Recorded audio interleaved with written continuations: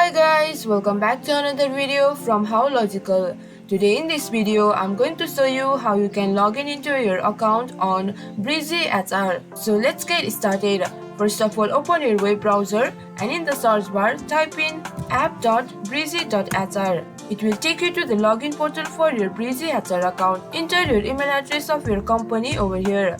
Once you do that, in the password section, enter the password of your account. And in case if you guys forgot your password, you can reset it by clicking here forgot your password. And once you do that, click on sign in button. You will be signed into your Breezy HR account.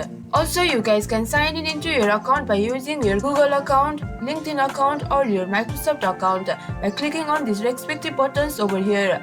Also, if you want to create an account on Breezy HR or you don't have an account, you can click here sign up for free to create an account on Breezy HR. So this much for this video. If you find our video helpful, please leave a like and please do not forget to subscribe our YouTube channel. And also hit the bell icon for latest videos and drop a comment for reviews and more content like this.